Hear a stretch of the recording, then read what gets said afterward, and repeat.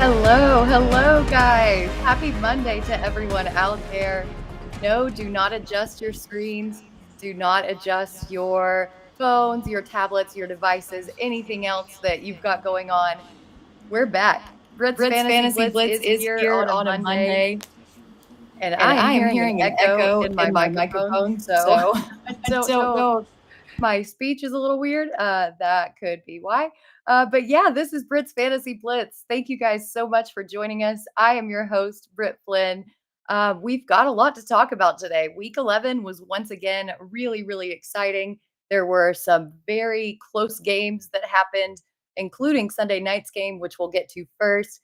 While you're in the chat, make sure that you like and subscribe. That way, you're notified every single time we go live because it's getting close to the fantasy football playoffs, and you're not going to want to miss any of our content that we've got coming up until and through the fantasy playoffs.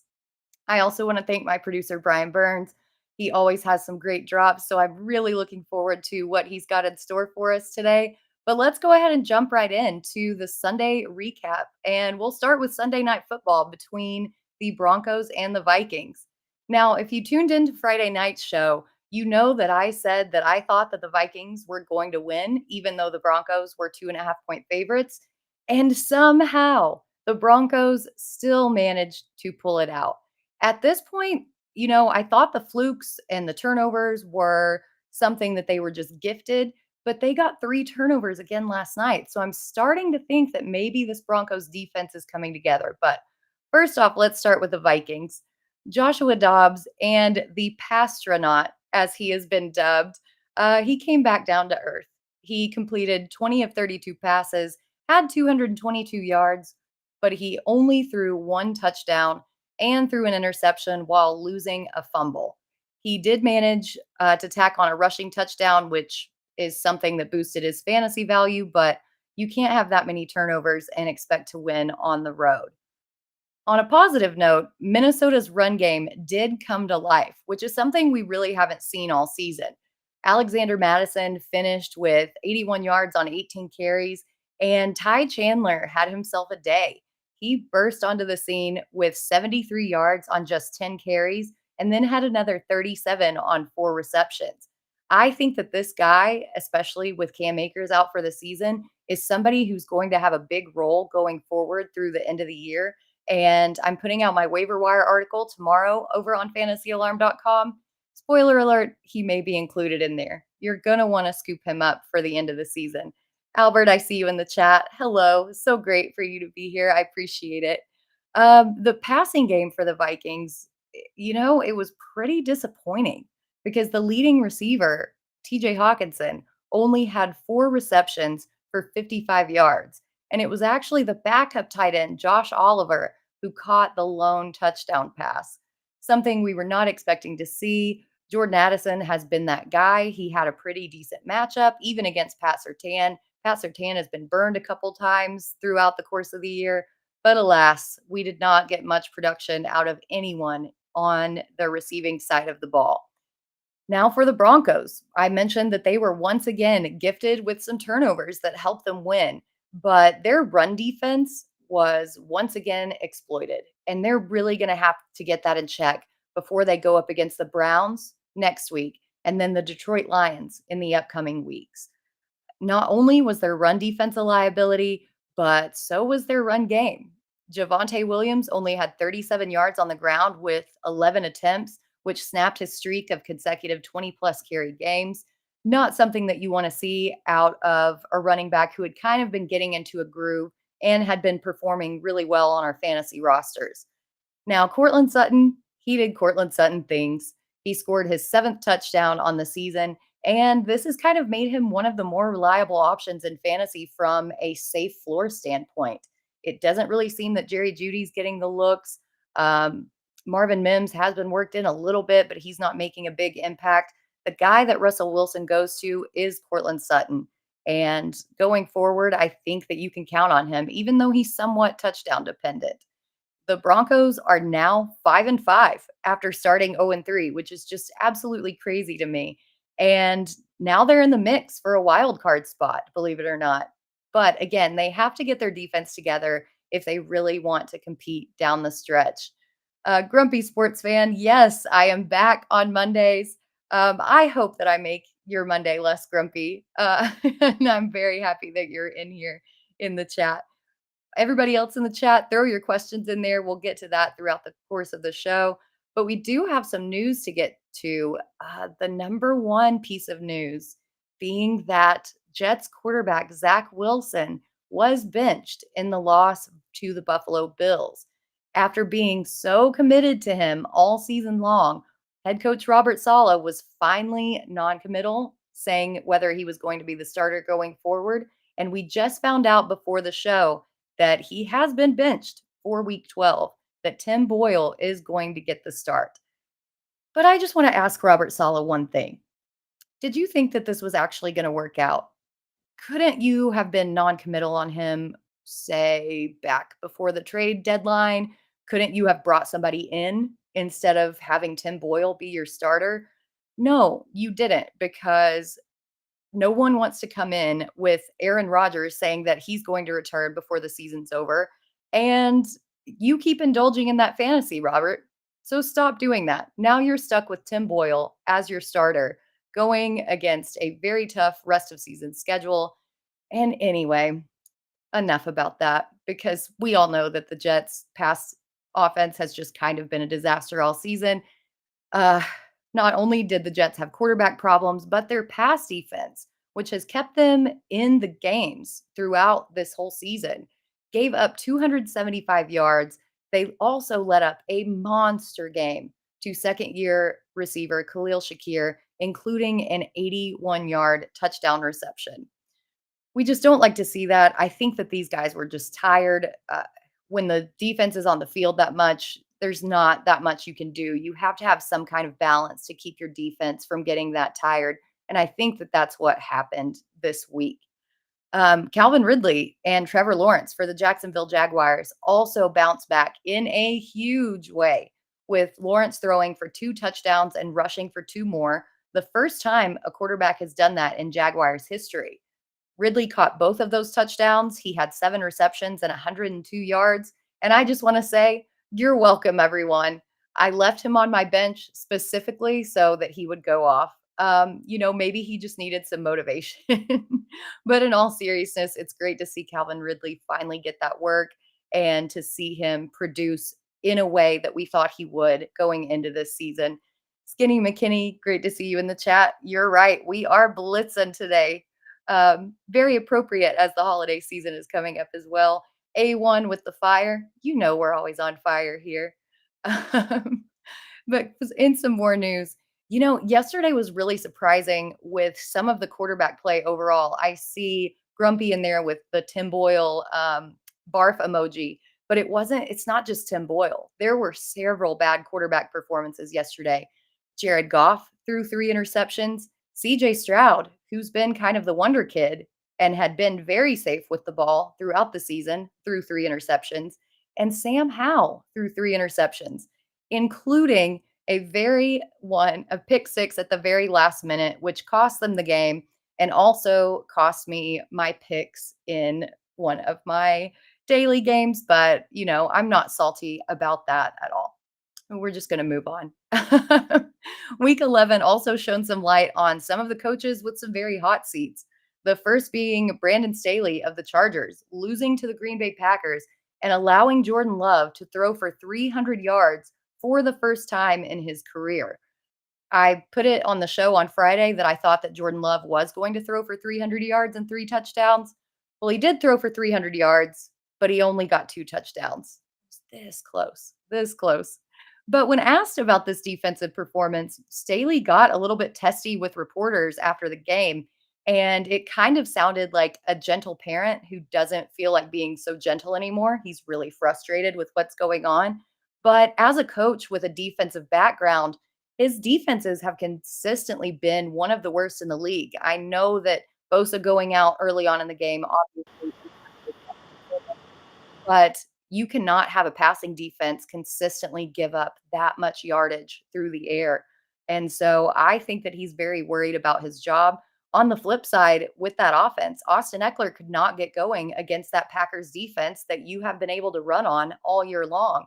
Everyone thought that Kellen Moore was going to be the savior going into the Chargers, and it just hasn't been the case. So they're going to have to get something worked out, or Brandon Staley might be another coach who's on the hot seat is Ron Rivera of the Commanders. And I feel like this is a perpetual statement year after year after year. It seems like Ron Rivera is on the hot seat. But this one was particularly bad because despite sacking Tom DeVito 9 times, they lost by two scores or by a score and are now 1-4 at home. 1-4 at home. FedEx Field was sold out, and you lost to the Giants with Tommy DeVito, whose mother still makes his bed. That I don't care that this is professional football. That in and of itself is a bad look. Frank Reich of the Panthers also just continues to lose and lose badly. Taking Bryce Young over CJ Stroud in hindsight looks like that is not the best move and was not the best move. They can't really get anything going on offense. There are just mistakes after mistakes. There's no continuity. The shift to offensive play calling, going to their offensive coordinator, then switching it back, it just seems that they really don't have an identity and they don't have that first round pick. If you're that bad, you want that first round pick, but they gave it up to get Bryce Young. So, not something that we want to see there. And finally, I would also add Matt Eberflus to this list of the Chicago Bears. How the hell are you going to continuously blow big leads when you're supposed to be a defensive minded coach? It's kind of unbelievable. You got gifted 3 interceptions from Jared Goff on the road, and you still managed to let them come back and lose that game. It's everyone wants to talk about Justin Fields being the problem, but it's way, way deeper than that. And it's something that needs to be addressed, or he might be on the chopping block as well. Finally, just kind of in some popcorn news and something that I found interesting was that after the Giants Commanders game, there was no hot water at FedEx Field after the game for the players to shower.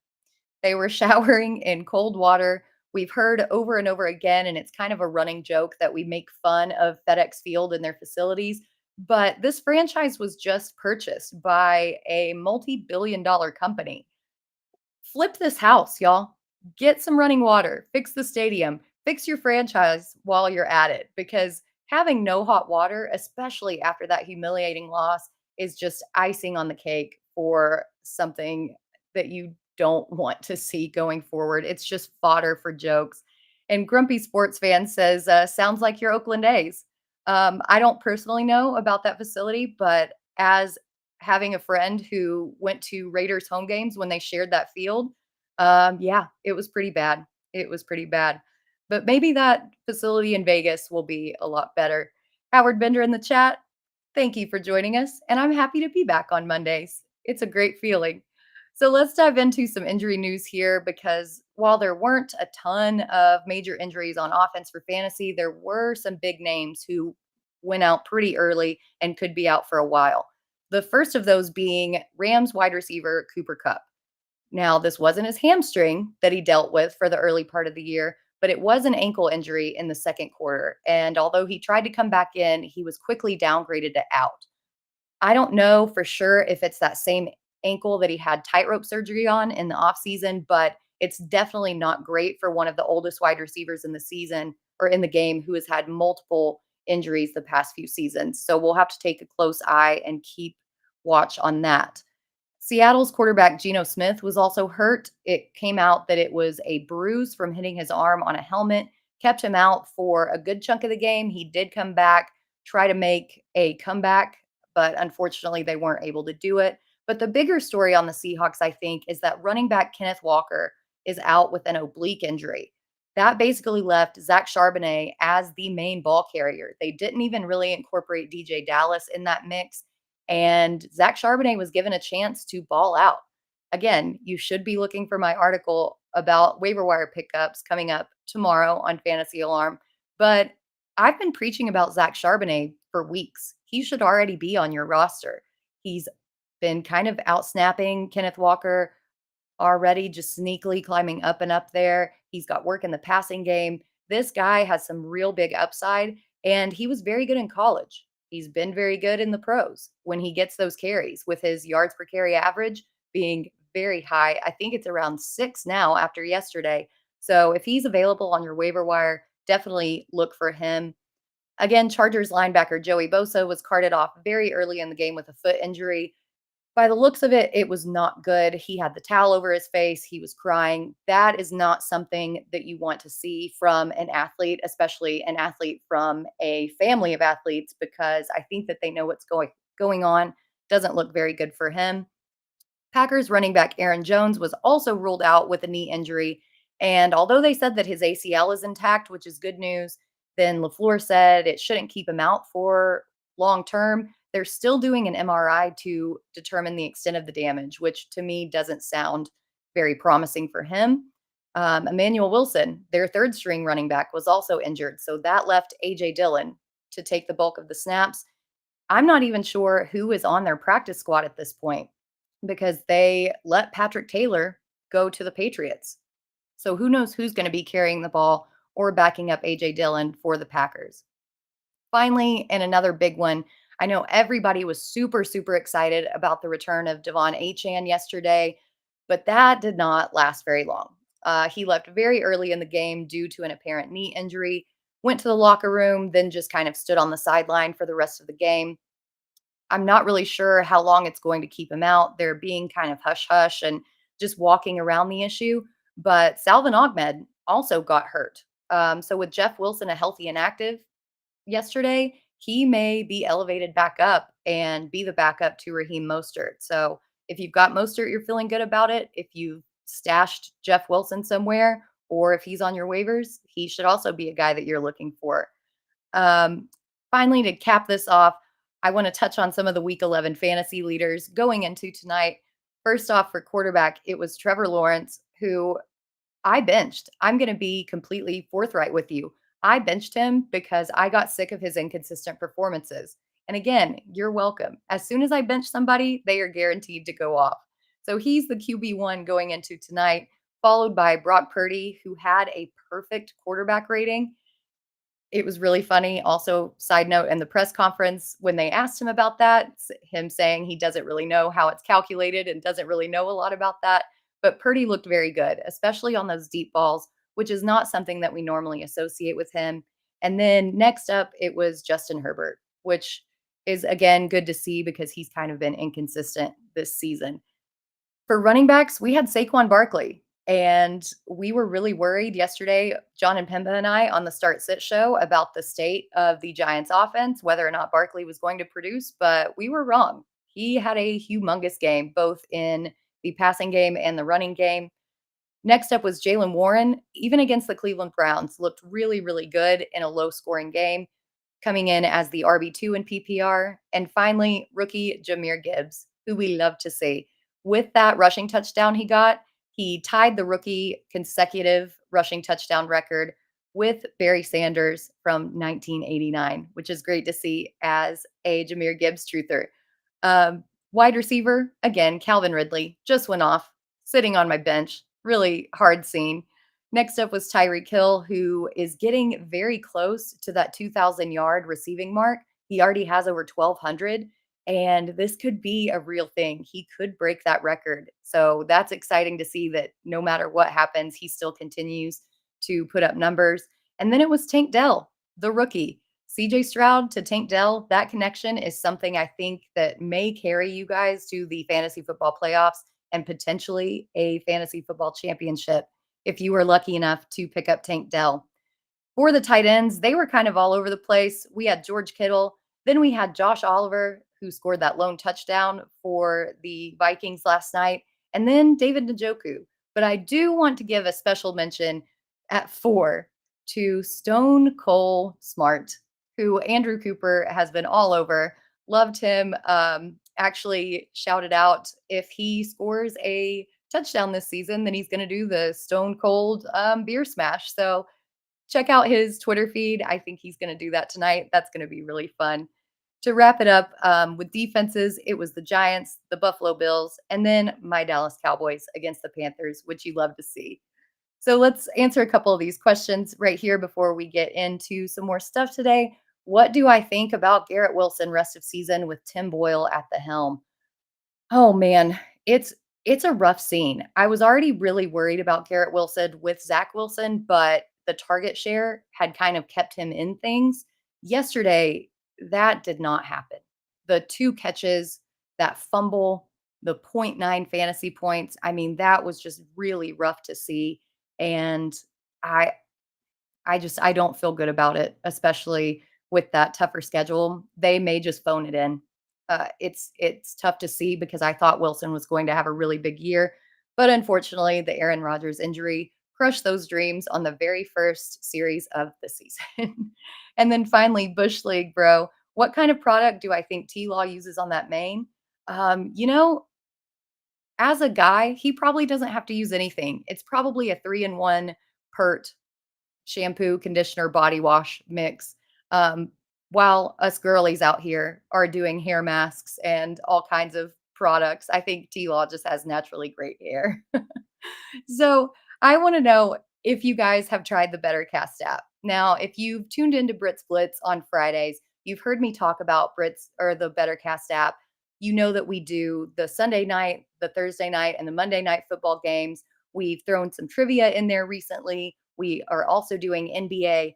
But since it is Thanksgiving week, we are having a very special edition of the Bettercast this week on Thursday. We're teaming up with the Scott Fish Bowl for Fantasy Cares, and we are also going to have a Bender cast on Thursday night. Every dollar for that contest, there is a code that you can enter. Just keep an eye out for that on our social media. Make sure that you tune into that, and every dollar goes towards Fantasy Cares, especially as we get closer to the holiday season. It's going to be really, really fun with everybody in there. Go to the Apple app and Google Play stores to download it or scan that QR code on your mobile device.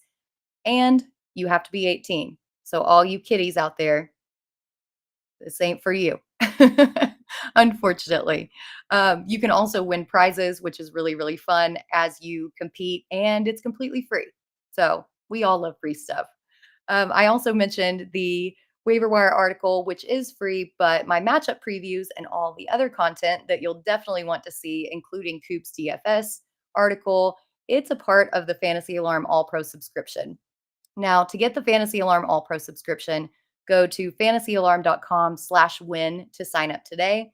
Use the promo code Let's Go to get 50% off your first monthly payment, or scan that QR code right there on your screen, and you get access to all of our tools, all of our sports, our Discord channel, everything that you need to dominate every single aspect of fantasy and gaming is included in that subscription. So you'll make sure to check that out. And I see Mile High Luke in the chat. Happy Monday to you as well. It's great to be back on a Monday.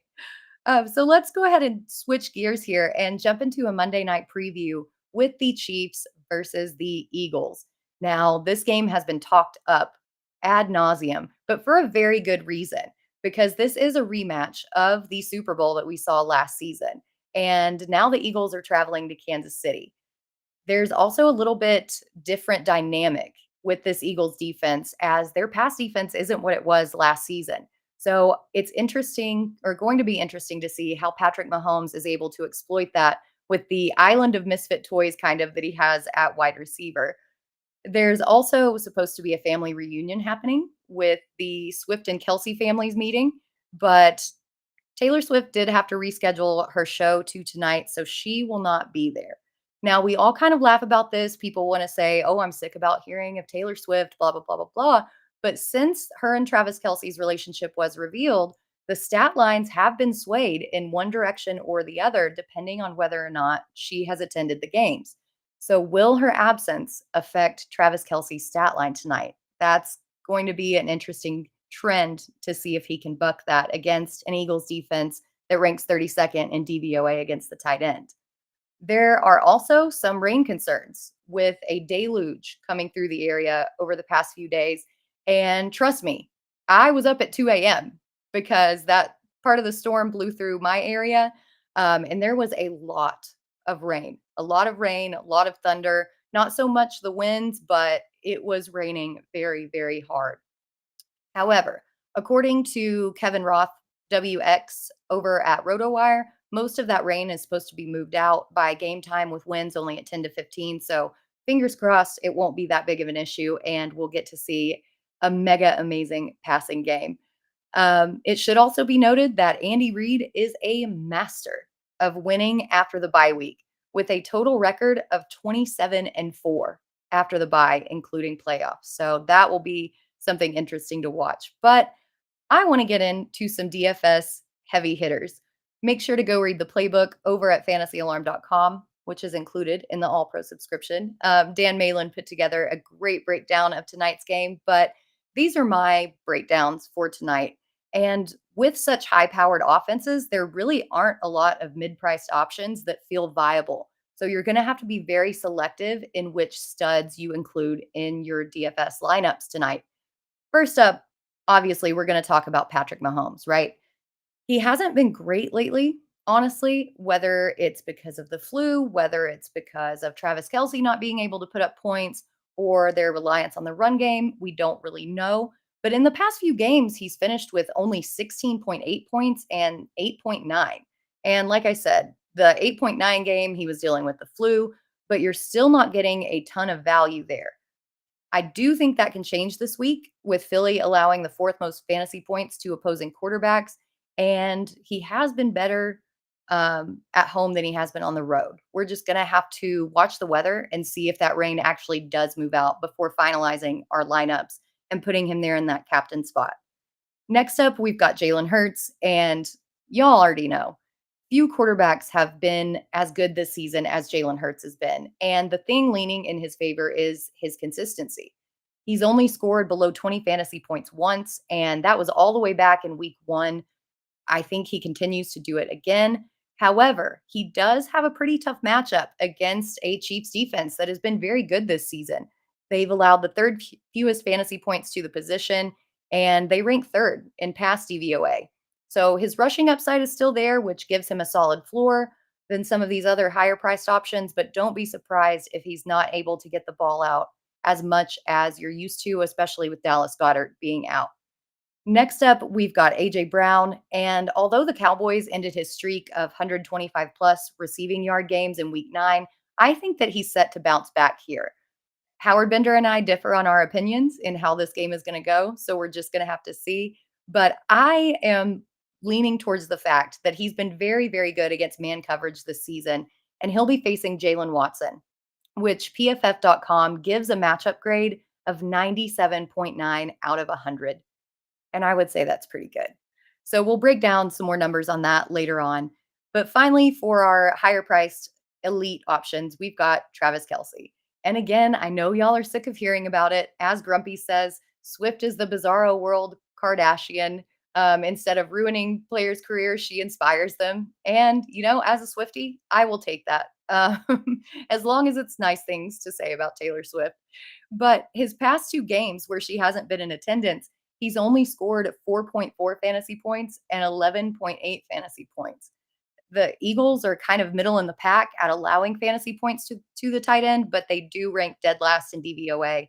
So he could be set up for a nice night if the game script dictates it.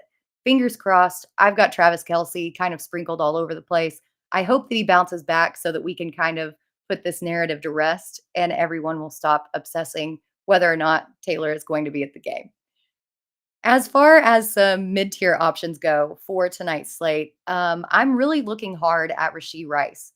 And I know that in week 9, he only saw 2 targets, but he still did catch a touchdown, making it his third in 5 games.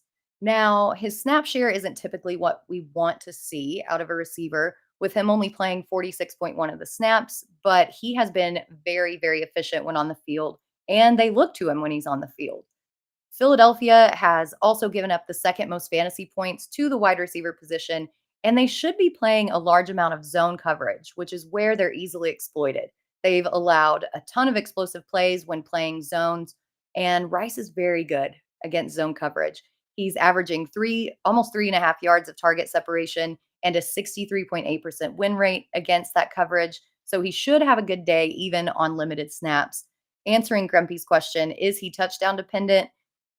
I wouldn't go that far. I don't think that he is because his explosive playmaking ability and his yards after catch ability should get him over that threshold, even if he doesn't find the end zone. He, I think, is ranked 47th in receptions, but 12th in yards after the catch. So against this defense, he should be able to create some yards for himself. Next up, we've got DeAndre Swift. And again, the Chiefs defense has been very good this season. But if they do have a little bit of a weakness, it's been containing rushing yards per attempt, where they've given up an average of 4.5 yards. Swift is eighth amongst running backs in carries, leaning good for that yards per attempt. And he's seventh in receptions. So the volume should be there for him to produce. And he may not have a super high ceiling, but I think he definitely provides a solid floor. Now, a guy who I don't think has a very good floor going into tonight's matchup is Isaiah Pacheco. And I really do not like this option whatsoever. He's only scored single digit fantasy points in the last two games, and he has a very tough matchup tonight. The Eagles are giving up the fewest fantasy points in the entire league against the running back position. And I just don't think that the volume or efficiency is going to be there to get over the hump. I'm fading Pacheco everywhere that I can. Of course, knowing that he's going to go off and have a great game, but looking at just the stats and the numbers alone, they're not really aligning for him to have a good night. Your low tier dart throw guys, kind of the defense, the kickers, things like that, there aren't really a lot of good low tier guys. So make sure that you go over and check out that showdown playbook that Dan Malin wrote up over at fantasyalarm.com because he's got a much more extensive breakdown on some cheaper options to squeeze into your lineup. So, Chef, it's great to see you in the chat. Saying random trade hit my inbox. Dynasty PPR, trade away Zay Jones, receive D Hop and Jacoby Myers. Feels like an easy yes, or am I wrong? No, I think even if it is Dynasty, that is a trade that you want to make. There is some uncertainty, obviously, around DeAndre Hopkins' age, around Jacoby Myers' quarterback, but Zay Jones has not exactly had the best career or the best track record. And now he's got this domestic violence incident hanging over his head as well, which could lead to a suspension down the road. We don't know a lot of details. And of course, we don't want to speculate. But yes, I think that that's a trade that you want to make. So let's jump into some bold predictions for tonight. And you guys know on my Friday show, I like to talk about bold predictions. One, because they're just fun to make. It's fun to think out of the box, to get a little crazy with your thought process. And then, two, when they come true, what's better than saying, I called it? They're not a lot. So let's go into some bold predictions for tonight. I am thinking with my first one that Patrick Mahomes scores 3 touchdowns through the air, but also scores one on the ground.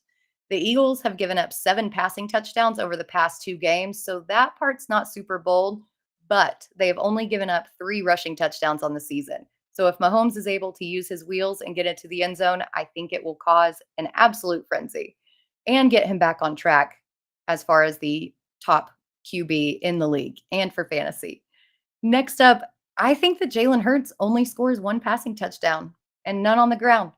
Nope. No brotherly shove, no tush push, nothing like that. Kansas City has only given up 12 passing touchdowns on the season. I think that they're going to be able to contain the passing game, at least for the most part. Now, A.J. Brown, I do think, can score that one. I'm counting on him to do it, but I just don't see it for Jalen Hurts to continue this. And Andy Reid is a master coach. If anybody knows how to stop that tush push, it's Andy Reid. Next up, and this one's a big one. Jake Elliott misses an extra point that costs the Eagles a game. Now, why do I say this? It's because of the weather.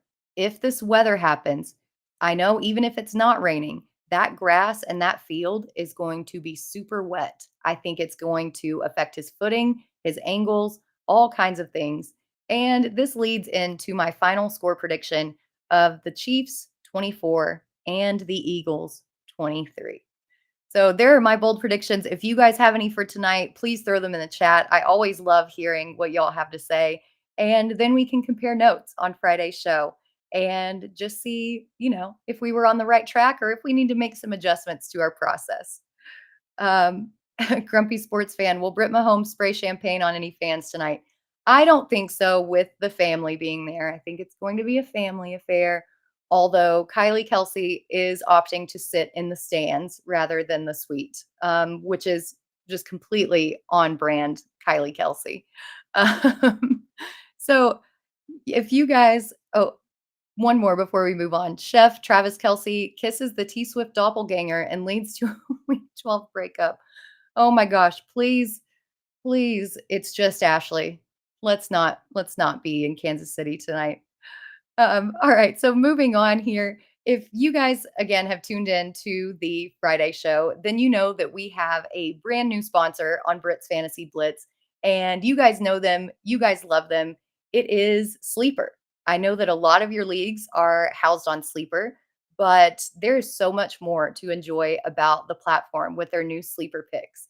So with Sleeper picks, you choose two or more players, you multiply your entry up to 100 times, and you can choose from NFL, NBA, college sports, and more. If your fantasy season is in the toilet, there are also single week drafts that you can enter to keep your fantasy season going. And as a new user, if you haven't checked out Sleeper Picks yet, new users who sign up get a 100% deposit match up to $100 when they use code VAULT3. So to take advantage of this offer, sign up on your mobile device so you can download the Sleeper app or scan that QR code with your mobile device and participate in their picks contest. So I've got an article out over on fantasyalarm.com for some of my sleeper picks, but let's go ahead and go through some of them because I think that a couple of these are juicy. First off, I have Rasheed Rice with more than 42 and a half receiving yards at 1.76 times. We talked about it a little bit earlier in the mid-tier DFS option section, but Rice has been very, very good against zone coverage, which is what the Eagles play a majority of the time. He's also 47th in just receptions, but 12th in yards after the catch. So even if he's not on the field that much, I think he's going to be able to create some of these explosive plays. I really, really like this. And I think that he's going to go more against a defense that has allowed the most fantasy points to the wide receiver position. Next up, I've got Jalen Hurts less than 1.5 passing touchdowns at 1.59 times. Now, we kind of talked about it in the bold predictions. Hertz has not been super efficient through the air so far this season. It's been more with his legs and getting those rushing touchdowns through the tush push, brotherly shove situation. And the Chiefs have been very good through the air at containing the scoring. Now, they've given up yards, yes, but when it comes to the red zone, they've been pretty good down there. And I just don't think that Jalen Hurts has it in him, especially if he's still dealing with maybe a lingering knee issue and with Dallas Goedert out of the picture. Next up, I'm going to go AJ Brown more than 80 and a half receiving yards at 1.78 times. Now, this is where Howard Bender and I are on opposite sides. I think that the man coverage that Kansas City brings for the majority of the time really works in AJ Brown's favor. That plus that matchup is just way too good to pass up. Brown has something like a 37% target share when faced with man. He's been able to exploit man coverage, gain yards after the catch in man coverage. I really, really like him to have more than this stat. And again, with Dallas Goddard out, it's basically him and Devonta Smith. And no, I don't want to hear you Julio Jones truthers saying, well, Julio Jones is out there too. No, stop it. We're not doing that. It's AJ Brown, it's Devonta Smith, and that's it. So we're going to go AJ Brown more than 80 and a half receiving yards. Next up, I'm going to go Patrick Mahomes, more than 1.5 passing touchdowns at 1.35 times.